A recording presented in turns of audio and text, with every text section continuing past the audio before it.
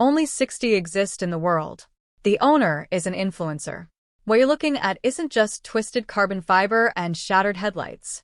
It's a symbol of something deeper, something that's been quietly transforming car culture for decades. When rare cars like this get crashed, it doesn't just affect the owner or the insurance company. It changes how entire brands operate and how they view the people who buy their machines. They tighten allocation rules, restrict access to parts, make it harder for you to buy, fix, or even enjoy these cars the way you want to. The rise of influencer culture in the automotive world has gotten so intense that the CEO of Bugatti Rimac himself felt compelled to address it publicly. He made a response video to content being posted about the Chiron, trying to set the record straight. He stood in front of the camera and said there's been lots of talk online about Bugatti, and most of what you hear simply isn't true. He wanted to do some myth-busting, to pull back the curtain on what really happens when a hypercar gets destroyed and someone tries to rebuild it outside the factory walls. Now, it feels like this change is happening all at once, like some sudden shift in the industry. But this is actually something that's been brewing for over 60 years. For most of automotive history, the transaction was straightforward. If you had the money, you could buy the car you wanted. If you had the skill, you could race it. Car culture was built on access, pure and simple. Access to the machine, access to the track, access to the dream. There were no gatekeepers beyond your bank account and your ability. Then American muscle cars rewrote the rulebook in the 1960s and 70s. Brands like Dodge, Chevrolet, and Ford gave everyday people 300, 400, even 500 horsepower machines for a fraction of what European exotics cost. Blue-collar workers could walk into a dealership and drive out in something genuinely fast. European manufacturers watched this happen, and they were furious. They couldn't compete on price, and they couldn't compete on raw performance per dollar. So they got strategic and changed the game entirely. They started winning by being exclusive instead of accessible. They made their cars harder to get, turned ownership into a status symbol rather than just a purchase. That single strategic shift didn't just change the market dynamics. It changed the culture as a whole. Cars stopped being purely about what they could do and became more about what they said about you. Racing also became less open to regular people.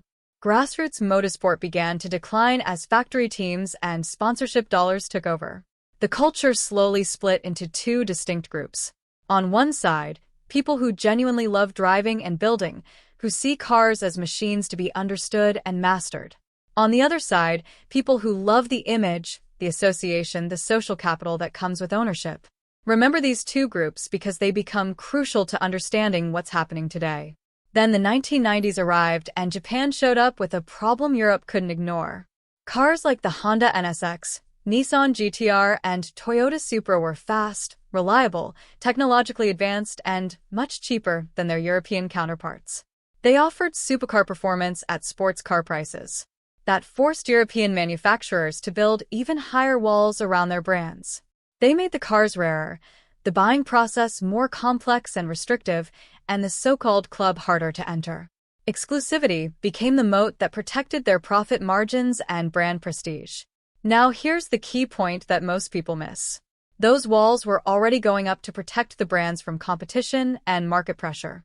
But then influencers spawned into the ecosystem and started editing those walls, changing their shape and purpose in ways no one predicted. Did you know that the first major car influencer wasn't actually on YouTube? It was on television. Top Gear made car videos feel cinematic, like short films with narrative arcs and emotional beats. Cars weren't just presented as spec sheets and numbers. They felt like characters with personalities. People watched for the humor, the exotic locations, and the chemistry between hosts, but the cars still mattered deeply because the presenters genuinely cared about them. The passion was real, and it came through the screen. When YouTube exploded in popularity, suddenly anyone with a camera could make car content. Sometimes it was incredible, made by people who truly loved the machines and wanted to share that passion. But the internet doesn't reward love and craftsmanship the most. It rewards attention and engagement. So for many creators, the car stopped being the main subject and became a prop, a visual aid in a different story. A supercar parked outside a mansion became a shortcut to communicating success. A loud tunnel rev became a quick hit of dopamine for viewers scrolling their feeds. The more flashy and dramatic the moment, the better it performed in the algorithm. That's when clout started mattering as much as the cars themselves. And here's where the situation deteriorated further. Luxury brands started recognizing that these influencers were essentially providing free marketing to millions of potential customers. So they began treating them like VIPs, giving them early access, special allocation privileges, exclusive previews. The brands weren't just selling cars anymore. They were curating who gets access based on audience size and engagement metrics, on who could generate the most attention and buzz. That's precisely how access itself became the primary currency, the winning condition in a game that used to be about passion and capability. Let's imagine someone named Toby, who's been a lifelong enthusiast. He's been saving for years to buy a Porsche GT3 RS, his dream car. He walks into the dealership with financing approved, ready to write a check. But the dealer informs him the car isn't simply for sale like a normal vehicle. He needs an allocation, which is essentially permission to purchase. To earn that permission, Toby is told he needs to establish a relationship with the brand first. That means buying other cars, maybe a Macan crossover, maybe a Cayenne SUV, maybe a standard 911. The entry fee keeps growing with each conversation. And even after purchasing all those vehicles and spending hundreds of thousands of dollars, the dealer can still decline to offer him the allocation he wants. Meanwhile, someone with a large social media following can potentially get that same car much faster because the brand values the exposure. It doesn't matter whether that person genuinely cares about the engineering or the driving experience. They have followers, and followers represent marketing value that can be quantified and leveraged. So now you can see the fundamental flaw in the system. Real enthusiasts jump through endless hoops and prove their loyalty repeatedly, while influencers receive VIP treatment based primarily on their audience size. And then the situation becomes even more frustrating for someone like Toby. He discovers something that feels deeply insulting. Even if he does manage to get his dream car, he might not truly own it in the traditional sense. Some manufacturer contracts explicitly state you cannot modify the vehicle in certain ways. Ferrari is notorious for this. Some contracts mandate you must service the car only at factory-approved dealers using factory-approved parts. Some even include clauses that allow the company to legally punish you, including forcing you to sell the car back if you violate the agreement. You sign a contract when you bought the car, and that contract goes far beyond a normal bill of sale. And to be fair, it kind of makes sense from the manufacturer's perspective. These aren't normal consumer vehicles. They have insane power outputs, insane top speeds, and insanely complex engineering with tight tolerances. And now, because of social media dynamics, more of these cars are ending up with people who want the attention and status more than they want the responsibility that comes with owning such a machine. So what happens when these cars inevitably get crashed, when someone pushes beyond their skill level or makes a mistake? Well, that's exactly what we're witnessing right now with the crashed Bugatti situation that's been dominating automotive social media. If you haven't been following along, let me fill you in on the timeline. Alex Joy, a major influencer with substantial financial resources, crashed his Chiron Pure Sport. Despite the extensive damage, he wanted to rebuild the car rather than let it become a parts donor or a total loss. At first, he started making provocative statements online, saying he might even resort to 3D printing replacement parts if Bugatti wouldn't cooperate. He posted content saying Bugatti has 24 hours to respond, typical engagement bait designed to stir up controversy. He said, "All right, Bugatti, you don't want to sell me new headlights? No problem. We're going to send them to our 3D printer guy. He's going to scan another Bugatti from one of my friends, reverse engineer that headlight, and we're going to refabricate the components and put them back on the car." Bugatti actually did respond, privately at first, offering to help rebuild the vehicle for approximately 600,000 euros. But Alex didn't trust the offer, and honestly his skepticism was entirely unreasonable. The car would need to be shipped all the way to Germany to the factory. And if Bugatti's technicians found additional structural damage once they had the car fully disassembled, who's to say the price wouldn't escalate dramatically beyond the initial quote? There would be no way to hold them to that number once the car was in their possession overseas. So Alex refused the deal and decided to explore other options. Instead, he reached out to the biggest supercar rebuild channel on YouTube, Matt Armstrong. Matt and his team got involved and started the rebuild project, documenting everything step by step for their audience. And honestly, the content has been compelling. If you haven't been watching the series, it's worth checking out just to see the engineering challenges involved. Then the situation escalated and went fully public. Bugatti Rimac got involved at the corporate level. Mate Rimac, the actual CEO of Bugatti Rimac, made what was essentially a response video addressing the rebuild attempt. He said there's been talk about one specific Bugatti Chiron Pure Sport recently online, and he's been getting lots of messages about it.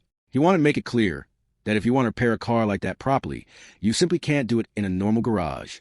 The complexity is beyond what most people understand. Matt Armstrong pushed back, saying he disagreed, and found it disingenuous that Bugatti refusing to sell parts was being framed as a safety issue. He argued that not supplying parts actually increases the safety risk with the vehicle because it forces people to find alternative solutions that might be less appropriate. He pointed out that if Bugatti supplied the proper parts and he installed them correctly, the car would be safe.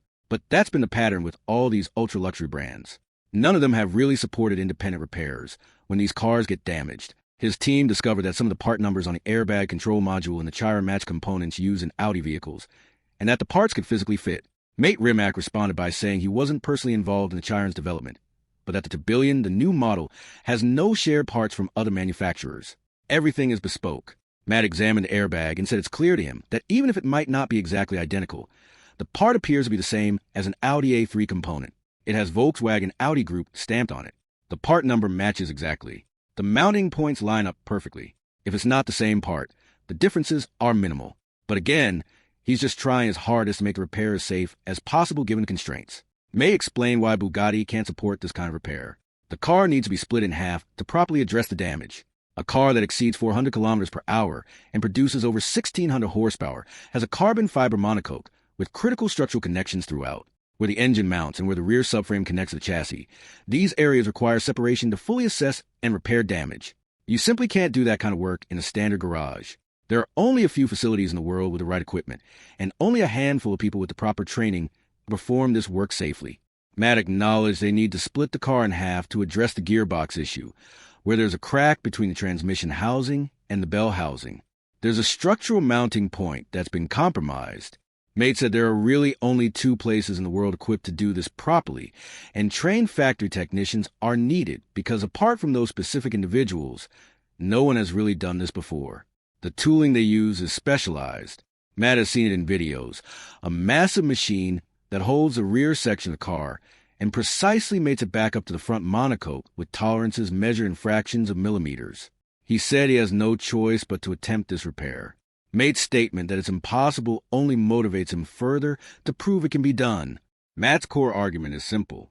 If Bugatti won't sell them parts to fix the car, they're going to find third-party, fourth-party, even fifth-party solutions to figure it out because they're committed to repairing this vehicle. And if the vehicle was truly such a safety hazard that it shouldn't be allowed back on the road, when Bugatti's technician came to Miami to inspect it for the insurance assessment, they could have recommended it be issued a certificate of destruction, which would legally prevent it from ever being registered again. But they didn't do that. The car received a salvage title designation, meaning it legally has the option to be repaired and returned to road if the work is done properly. Mate said that from a car enthusiast perspective, he would love to support independent repairs. But when you understand all the technical complexities and safety implications, it becomes apparent that it's not the responsible thing to do. That's why Bugatti is not providing parts or official support. He wished them all the best with their efforts. Matt respectfully but firmly disagreed with that position. He said this car will get rebuilt one way or another. If Bugatti decide to help, that will be fantastic and welcomed. If not, they'll still figure it out and make sure they do everything as safely as they possibly can with the resources available to them. But the internet doesn't like nuance, calm discussions about complex topics. It likes conflict and drama. So people online started twisting this into a personal beef between Matt and Mate, between independent builders and manufacturers. And to make matters worse, smaller content creators jumped into the conversation purely for engagement. They painted the brands as villains trying to control what people do with their own property, attacked Bugatti specifically for clicks and views, and turned a genuinely complicated situation with valid points on both sides into a simplistic narrative with clear heroes and villains. And that's where the real cultural damage occurs. Because now this single crash and rebuild attempt isn't just a story about restoration and engineering anymore, where brand and individual come together with shared goal of returning a rare machine to the road safely. It's actively splitting car culture even further down the middle. Instead of people focusing on the technical challenges of the repair and the legitimate safety considerations involved, it becomes tribalism and team sports. You have to pick a side. Are you a team independent builder or a team manufacturer? Are you for freedom or for corporate control? The conversation loses all nuance and becomes another battleground in the culture war. If you think influencer car culture and allocation games are as wild as automotive enthusiasm gets, wait until you hear what car culture looked like before brands, contracts, and restricted access even existed as concepts. Because there was a genuine underground racing scene where nobody cared who you were, what you posted online, or what you were allowed to buy. They only care about one thing: how fast you could drive across the entire United States without getting caught. And at the peak of this movement, people were hitting 175 miles per hour on public highways, risking everything for a record that existed only in whispered conversations